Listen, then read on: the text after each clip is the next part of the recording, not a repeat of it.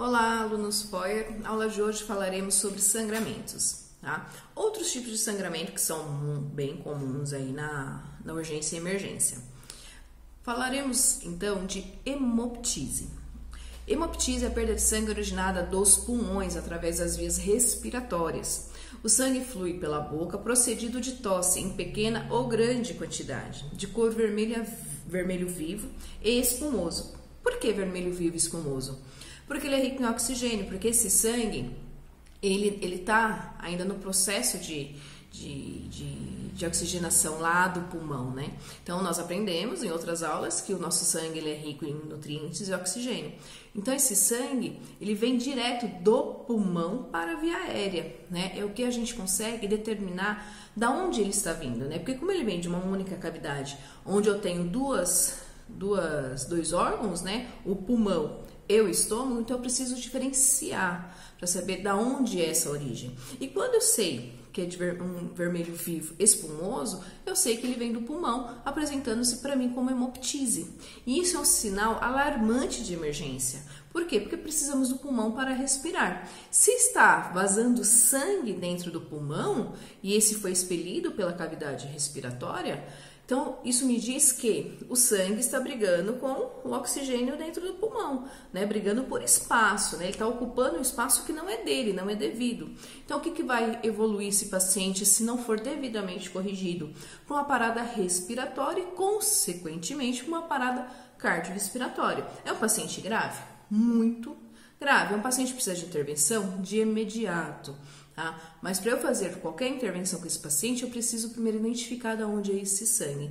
Então, por isso que é determinante eu saber que sangue vivo, né, e espumoso, vindo da cavidade oral, vindo das vias respiratórias, é um sangue proveniente do pulmão. Tá? Ao contrário da hemorragia externa, a fonte e a causa exata da hemorragia pulmonar, de primeiro momento, são desconhecidas. A não ser que esse paciente ou familiar já refira para a equipe de enfermagem ou a equipe médica que esse paciente tem uma neoplasia, que esse paciente tem um tumor, que esse paciente caiu, porque aí eu vou tentar entender o porquê que ele está sangrando através da via respiratória e sangrando o pulmão, tá bom? Bom, algumas causas, né? Eu já disse algumas, mas dentre elas, bronquiectasia, tuberculose, abscesso pulmonar, tumor pulmonar, embolia pulmonar, neoplasias em geral, traumatismo e alguns tipos de alergia, tá? Então, o que eu preciso deixar claro para vocês que estão aí, que são estudantes de enfermagem, que o sangramento proveniente do pulmão é um sangramento grave. O paciente é um paciente grave, paciente que vai evoluir a óbito se não for devidamente tratado. E muitas vezes, mesmo ele sendo devidamente tratado, esse paciente acaba evoluindo a óbito. Por quê? Porque é uma complicação num sistema, num órgão que é vital para a nossa saúde. Tá? Nós precisamos respirar, ninguém vive sem respirar, né? Ah, mas professor, e se esse paciente for entubado, eu colocar ele lá no ventilador e ele vai, né, o aparelho vai estar ventilando por ele. Tá, quanto mais ventilar, mais ele vai sangrar. Então, eu preciso tratar a causa. Tá? Então, por isso que é bem complexo o tratamento de hemoptise. Então, eu preciso, sim, identificar o que é uma hemoptise, né? Identificar que o sangue está saindo lá do pulmão, né? Para eu poder, né, vamos dizer assim, ajudar esse paciente. Tá? Então, se esse paciente estiver na sua ala hospitalar, se esse paciente estiver no pronto-socorro e apresentar esse tipo de sangramento, esse paciente tem que ser encaminhado para a sala de emergência, para a sala vermelha, tem que ser devidamente tratado com prioridade, tá bom? Vamos falar um pouquinho sobre hematêmese. É a perda de sangue através da emese, vômito, de origem gástrica, tá?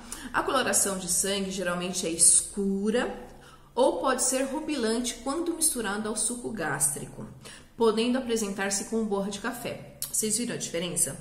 Quando eu tenho um sangramento pulmonar, ele é de cor viva e espumante. Quando eu tenho um sangramento gástrico, ele é de uma cor escura, né? E muito parecido com uma borra de café. Geralmente, ele se apresenta mais como borra de café.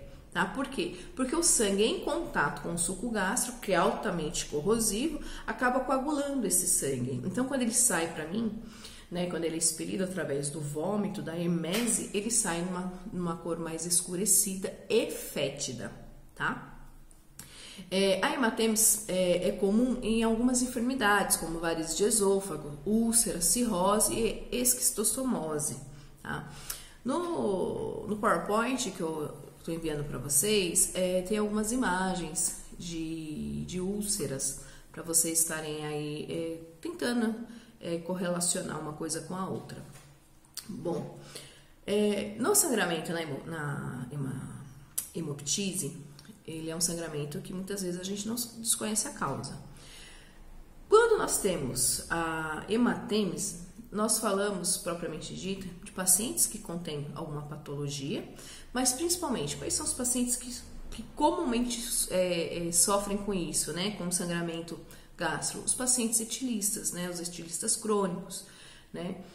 Por quê? Porque eles fazem muito uso de álcool. O álcool também é corrosivo, acaba comprometendo a proteção gástrica, abrindo úlceras, feridas, né? No trato também do esôfago. Então, esses são uns pacientes que frequentemente vocês vão receber na unidade de vocês apresentando esse sangramento, ou por via alta ou por via baixa, sendo originado do estômago, tá bom? Geralmente, quando o sangramento está em grande quantidade, o paciente também corre risco de óbito. Por quê? Porque ele está tendo uma perda de sanguínea importante, né? Isso causa hipotensão, isso causa, né, alteração hemodinâmica geral, né? E muitas vezes esse paciente precisa receber o tratamento imediato, né? Tipo um stop and go ali, de um balão gastroesofágico, tá? Esse balão gastroesofágico, ele é introduzido através da narina, né? Como se fosse uma sonda gástrica ou uma sonda enteral, e ele vai até lá o estômago, tá bom? Ele é introduzido pelo nariz, vai até lá o estômago e ele é insuflado. Qual é a intenção desse balão? Né? O estômago está aqui, ou o esôfago, né? Conforme ele é insuflado, para ele fazer a compressão, né, dessa parede que está sangrando, dessa ferida, para que pare esse sangramento o quanto antes, tá? Esse balão ele tem um tempo de 24 horas para ficar com o paciente.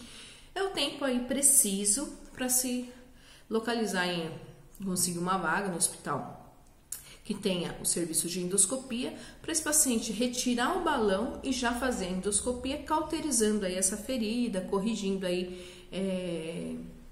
essa lesão da parede ou do esôfago ou do estômago do paciente. Então, esse paciente precisa sim ir ao hospital. Muitas vezes os pacientes ficam sangrando por dias até chegar ao pronto atendimento, né, até a queixa principal, né? Aí quando você vai questioná-lo de quando começou, ele vai referir que já tem alguns dias, tá?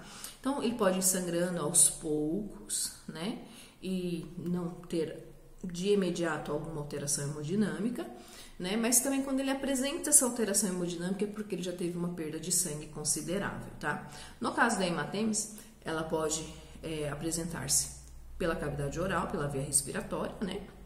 Pela cavidade oral, né? Ou também pela cavidade baixa, através aí a perda de sangue pelo ânus. Por quê? Porque o paciente ele acaba engolindo, né, esse sangue, ele acaba fazendo o trajeto, né, da digestão e ele acaba saindo nas fezes do paciente, tá? A gente vai ver agora no próximo sangramento. O próximo sangramento, já pegando o gancho, é a melena ou a enterorragia, tá? Que é a perda de sangue de cor escura, brilhante, fétido e com aspecto de petróleo pelo orifício anal, geralmente provocada por uma hemorragia do aparelho digestivo alto. Melena ou enterorragia, né, quando ela vem da cavidade, né, quando esse sangue do esôfago, do estômago, ele faz todo o trajeto, todo o trato, ele vai sair nessas características, fétido, né, fétido e de cor escurecida, né, parecendo um petróleo. Porém, eu apresento um sangramento de cor viva, né, quando eu tenho um sangramento baixo mesmo, quando a origem desse sangramento não vem do estômago, vem do meu trato intestinal, tá? Então, quando esse sangue vem do meu trato intestinal, ele vai apresentar um sangramento vivo. Eu preciso visualizar? Preciso. Eu preciso saber se o que está saindo do orifício anal do paciente, se é um sangramento escuro, fétido, ou se é um sangramento vivo, brilhante, tá? Por quê? Porque se for um sangramento escuro e fétido, esse sangramento é alto, é lá do estômago, tá? É do sistema gastrointestinal. Se é um sangramento vivo, é um sangramento mais baixo. Então, o que está sangrando nele? É intestino grosso, intestino delgado, as alças, enfim, é isso que está sangrando. Isso diferencia? Diferencia o meu diagnóstico, diferencia aí o meu tratamento, tá? Assim como a hematêmese, esse tipo de sangramento também é originado por doenças gástricas ou devido ao rompimento de varizes esofagogástricas, né? E cirrose hepática, perfuração intestinal, gastrite hemorrágica, retocolite, tumores, dentre outros, tá? Tem uma fotinho aqui que tá indo para vocês que são de colite, tá? Tem uma fotinho bem bonita do cólon. O que seria colite? A inflamação do cólon, tá? Então, ele acaba irritando, acaba ferindo, né? E acaba sangrando. Muitas vezes ele acaba rompendo. Então, por isso que quando eu tenho um sangramento, né? Uma melena, uma enterorragia do trato intestinal, é um sangramento vivo, tá? Quando é do trato gástrico, esse sangramento é escuro e fétido, tá? Lembrando a vocês que todo tipo de sangramento ele tem que ser visto, independente da sua origem, com muito cuidado e muito critério, tá? Muito critério. Nós precisamos de sangue para viver. Nós precisamos de que o nosso sistema esteja funcionando em devidas condições, né? Se eu tenho lá uma caixa d'água fechadinha, embaixo dessa caixa d'água tem um buraco que está vazando, não adianta eu ficar repondo essa água porque vai continuar vazando por baixo.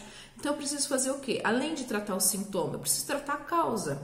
Então por isso que é importante eu saber de onde vem esse sangue. Tá? E aqui vocês estão aprendendo, juntamente comigo, a identificar da onde saiu esse sangue, né? Aí eu identifico da onde saiu esse sangue, aí eu tenho que identificar o porquê que saiu esse sangue, né? Ele teve um trauma, tem uma úlcera, tem uma ferida, o que está acontecendo, né? Ele tem uma colite, o que está acontecendo com esse paciente, né? Ele tem um tumor lá no pulmão, ele tem um tumor no intestino, ele tem um tumor no estômago, o que está acontecendo, tá? Lembrando que diagnóstico é um diagnóstico médico, também existe diagnóstico de enfermagem, isso quem dá é o enfermeiro, porém, vocês como assistente do paciente, que são e serão, vocês precisam saber o que vocês estão tratando, o que estão cuidando, né? Vocês precisam aprender a identificar os sinais e sintomas do paciente. E vocês precisam entender isso, eu peço a vocês, não como professora, mas como profissional, vocês precisam tentar entender o que está acontecendo com esse paciente, tá? Isso é para o conhecimento de vocês e para o cuidado de vocês que vocês vão prestar. Porque é como eu digo, você perdeu um paciente porque realmente chegou o momento dele, assim, esgotou todas as possibilidades de reversão daquele quadro, é uma situação. Agora, você perder um paciente porque você comeu bola no tratamento é muito diferente, tá bom? Metrorragia, né? Metrorragia é a perda de sangue pelo orifício vaginal, né? Esse tipo de hemorragia pode ocorrer por vários motivos, né? Um aborto provocado ou não, hemorragias no primeiro trimestre da gestação, gravidez ectópica, traumatismo por violência sexual ou acidentes, tumores ou carcinomas de útero ou vulva, hemorragias pós-parto e distúrbio menstrual. Tá? Geralmente, às vezes as mulheres falam assim, porque eu sangro muito, porque eu tenho um fluxo muito intenso, né? E às vezes não é tão assim, tá? Às vezes a impressão por usarem absorventes, dá a impressão que sangrou, nossa, um monte, né? Hoje nós temos o coletor menstrual e ele, a gente consegue mensurar o quanto que esse paciente está sangrando, tá? No caso das mulheres, quando elas apresentam um sangramento, ou até mesmo um sangramento, uma melena, ou um sangramento de uma enterorragia, a gente tem como mensurar isso. Ou seja, eu peso uma fralda limpa, né, e coloco essa fralda nesse paciente, né, e depois eu peso essa fralda com o sangramento. Lembrando que se eu tiver a eliminação de diurese ou evacuação, isso será prejudicado, mas é um meio de mais ou menos mensurar o quanto está perdendo de sangue. Via de regra, no abortamento, a mulher sangra muito, tá? Sangramento no primeiro trimestre da gestação, ela apresenta pequeno sangramento, ou até mesmo, se continuar em sangramento ativo, ela evolui aí ao aborto, tá? Gravidez ectópica, ou seja, o feto, em vez dele desenvolver lá no útero, ele acaba desenvolvendo na trompa, né? E a trompa é incompatível para o tamanho de um feto. Então, acaba que rompendo a parede da trompa e é onde esse paciente sangra e sangra bastante, tá bom? Tumores ou carcinomas de vulva ou útero, a mesma coisa. Tem algumas fotos sobre tumor, tá, que vocês verão, e sobre aborto. Bom, vamos falar um pouquinho sobre a gravidez ectópica e aí eu já falo dos cuidados, né? Então, a gravidez ectópica é a implantação do óvulo e seu desenvolvimento fora da cavidade uterina. Então, nós sabemos, né, que o espermatozoide ele entra pelo canal vaginal, né, vai lá pelas trompas, né, e ele encontra com o óvulo, fecundam ali, e ele volta para o útero, né, e acaba ali assentando, né, em alguma parte do útero, fazendo ali uma caminha, vamos dizer assim, para ele desenvolver dentro do útero, né? Então, a criança, nós sabemos, quando ela nasce geralmente acima de 2 quilos, né, até 3,2 kg. Então, isso é incompatível para que o feto seja desenvolvido na trompa. Então, quando a mulher ela tem o diagnóstico de gravidez ectópica, é optado aí pela interrupção aí dessa gravidez, porque é uma gravidez que não irá evoluir, tá bom? Não tem como o feto se desenvolver totalmente na trompa. Isso causa dor intensa na mulher, e evoluindo aí a mulher a abortar. Bom, no caso de hemorragia, né, de origem vaginal, ou gravidez ectópica, ou tumores, ou violência sexual, né, que existe bastante, infelizmente existe bastante, a mulher ela precisa sim ser encaminhada ao centro aí onde tem a ginecologia, todo o aporte, todo que garanta a ela um tratamento adequado, tá? A mulher ela pode sangrar muito? Pode. Eu, na minha carreira, eu atendi uma única, quer dizer, eu nem cheguei a atender porque ela já estava em óbito, né? Mas eu fui atender uma única ocorrência onde a mulher ela evoluiu a óbito durante a relação sexual, porque rompeu a artéria vaginal. No assoalho da vagina existe artéria vaginal, tá? Isso pode acontecer? Pode acontecer. Ah, mas o namorado, o cara, enfim, era super dotado? Não, isso não tem nada a ver, tá? Eu até fui pesquisar na época, fui procurar, porque eu fiquei chocada com aquilo, porque realmente a mulher sangrou demais mesmo. Ela morreu por choque hipovolêmico, por um rompimento da artéria vaginal, tá? E isso não é incomum, tá? Não é tão visto, mas não é incomum acontecer. Pode acontecer com qualquer mulher, tá? Com qualquer mulher, e independente aí do tamanho do órgão genital do homem ou não, tá? Mas acontece. E infelizmente, quando acontece, não há o que se fazer, tá? Essa mulher ela precisaria estar no centro cirúrgico, né, em posição ginecológica, e o médico ali para clampear. Então é muito difícil mesmo, e a paciente infelizmente evolui a óbito. Precisa ser acompanhada, precisa de, se for um caso de violência sexual ou aborto, ela precisa, ou uma gravidez ectópica, ela precisa de um acompanhamento psicológico, né, é uma série de situações, porque a mulher, ela, primeiro que ela se envolve muito com a situação, segundo que ela tem um entendimento diferente do homem, e terceiro que a mulher, assim, ela, infelizmente, né, todo mês ela sangra, ela faz esse ciclo, então todo mês ela tem uma perda sanguínea.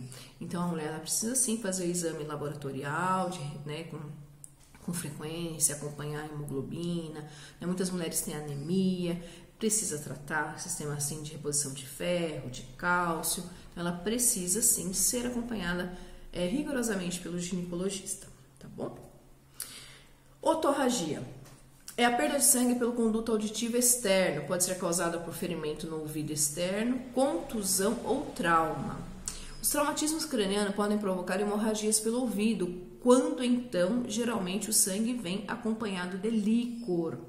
não se deve conter hemorragia, mas sim mensurá-la. Bom, vocês verão fotos que eu estou enviando a vocês.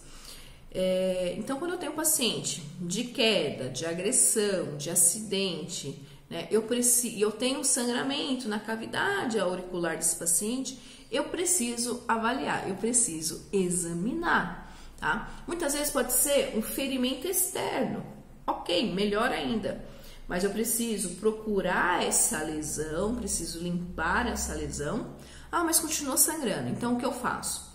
Eu limpo e deixo, acomodo um gases limpo bem na partinha aqui, bem no canal, não introduzo bem aqui, e eu deixo por algum tempo e depois eu visualizo. Visualizo, tá sangrando? É um sangramento de origem de dentro. Então, esse paciente apresenta uma otorragia. Como, né, foi dito há pouco, né, que muitas vezes ele vem acompanhado de líquor, tá? Então, às vezes o paciente teve um trauma crânioencefálico ou um trauma cervical, está sangrando pelo ouvido e ele apresenta-se juntamente com líquor. Como que eu faço o teste para saber o líquor? Eu pego uma gases aberta e eu coloco no ouvido onde está apresentando esse sangramento.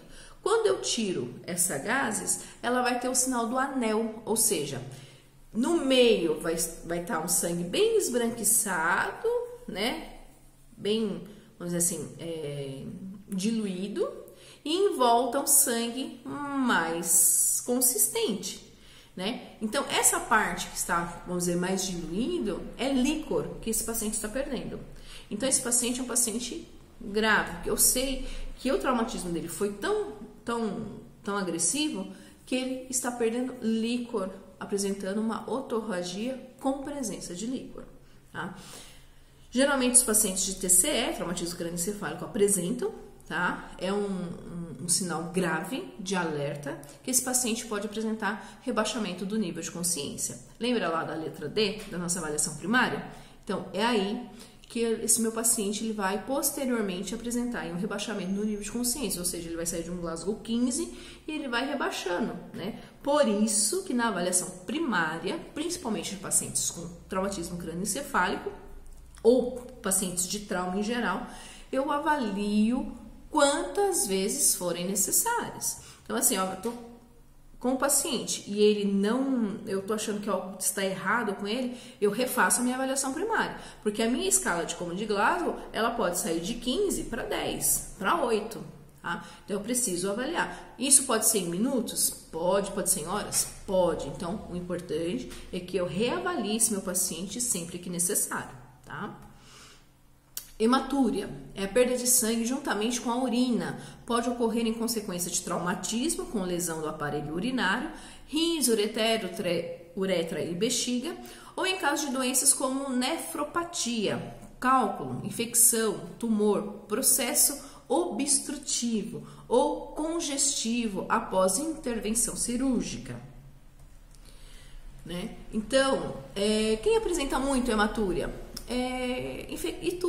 Infecção do trato urinário, né? Às vezes o paciente, ele apresenta mais frequente, vamos dizer assim, no caso da infecção do trato urinário, que precisa ser tratada? Sim. Que precisa tomar cuidado? Sim, porque essa infecção do trato urinário pode evoluir para uma pielonefrítica, uma infecção mais alta e acometer outros sistemas, tá? O paciente pode fazer uma septicemia devido a uma infecção urinária, né? Então, quando o paciente apresenta sangue aí na urina, aí é fácil identificar, principalmente no homem, né? A mulher às vezes pode confundir um pouquinho no período menstrual, mas é de fácil percepção e precisa ser tratado, ser avaliado com o médico, ser tratado com antibiótico, ser acompanhado, geralmente vem acompanhado de muita dor, então a paciente identifica, né, rapidamente que algo está acontecendo e que precisa ser corrigido, tá bom?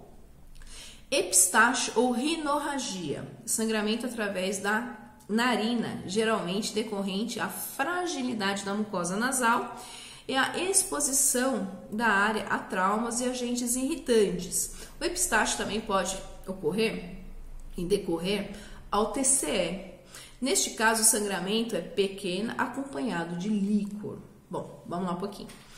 O nariz, né? Nosso nariz, às vezes, o tempo tá muito seco, eu sangro o nariz, né? Eu cocei muito, sangrei o nariz, tá? Nós temos, ele é muito vascularizado, a gente tem várias veinhas, né? Capilares, né? Veias capilares, que às vezes, devido à exposição ao sol, à irritação, algo que, né? Que eu tenho alergia, comecei a coçar, rinites, né? E acaba sangrando. É um sangramento de pequena quantidade, né? Mas que apresentou um sangramento. Diferente aí no trauma. O paciente, ele apresenta um sangramento, né? Muitas vezes ele apresenta um sangramento de cor viva, né?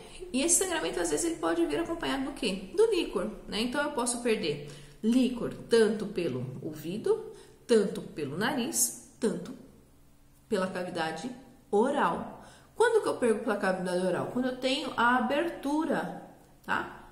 Entre o maxilar e a mandíbula, tá? Então, eu tive um trauma de face, rompeu, abriu, eu posso também ter aí essa perda de líquor, tá? Geralmente, comum, né, é a perda de líquor pelo nariz e pelo ouvido. Indica que o meu paciente é grave? Indica que o meu paciente é grave, tá? Diferente se for um sangramento aí devido ao sol, né, ou devido a alguma irritação da narina, tá? Quando eu falo de trauma, né, que eu tenho sangramento nasal, né, ou que eu apresento uma epistaxe ou uma rinorragia, eu falo de um paciente grave, tá sangrando, é um paciente grave. Sangramento que vem da cabeça é um sangramento grave. Bom, o que eu não devo fazer, né? Eu não devo colocar a cabeça para trás, em hipótese alguma. Também eu não devo colocar a cabeça para frente, em hipótese alguma. Porque eu estarei o quê? Para frente favorecendo esse sangramento e para trás esse meu paciente vai apresentar uma outra complicação, porque ele vai estar engolindo esse sangue, vai irritar o estômago e além dele apresentar o sangramento pelo nariz, ele vai começar o quê? Apresentar emese, né? Apresentar hematêmese por causa desse sangue que ele engoliu. Então, eu posso, às vezes, confundir os diagnósticos, né? Por quê? Porque eu não percebi a dinâmica do que está acontecendo. O que eu preciso fazer? Eu preciso comprimir essa região de 5 a 10 minutos. Comprimir. Eu tenho gelo? Posso colocar o gelo, tomando cuidado para não queimar a superfície, né? Porque queima. Então, eu protejo a superfície com gás e eu coloco o gelo e comprimo por 5 a 10 minutos, tá? O sangue que está na boca, a pessoa gospe, tá? Não é para engolir de forma alguma. Uma que é ruim e outra que é irritativo e outra que não faz bem mesmo, tá? Mas eu preciso, sim, comprimir. Tá, mas esse sangramento não comprime, não vai, não tem como, né? Aí é feito um tamponamento dentro do PS, o médico que faz toda aí essa dinâmica, tá bom? Voltando um pouquinho ao que eu esqueci de dizer a vocês, quando eu tenho uma otorragia no paciente, tá descrito que eu preciso mensurar, tá? Então eu não ocluo, né? Por quê? Porque se eu ocluir, o sangue vai ficar dentro lá da cavidade, dentro da cabeça, isso vai fazer uma pique, uma pressão intracraniana e não é isso que queremos, tá? Mas aqueles coletor de urina, aquele saquinho que é usado para coletar a urina de criança, né? Eu acoplo ele aqui na orelha, puxo, né? E eu vou mensurando o quanto está sangrando, tá? Desculpa aí, eu acabei passando essa parte. Mas voltando, né? Sempre é bom lembrar, eu preciso mensurar esse sangramento que está saindo aí da cavidade do ouvido, tá bom? Gente, estarei enviando a vocês aí todas as matérias, né? Referente a isso. Qualquer dúvida, eu vou estar expondo para vocês o meu e-mail. Qualquer dúvida, qualquer pergunta, questionamento, enfim, podem enviar via e-mail para minhas perguntas. Eu acho que será um pouco mais fácil do que pelo nosso aplicativo, devido a algumas coisas que estão acontecendo, né? Terei o maior prazer em responder a todos vocês. Peço para vocês façam as atividades na prova, né, de APH. É uma prova um pouco complexa que a gente acha que às vezes está no pé da letra, mas não está.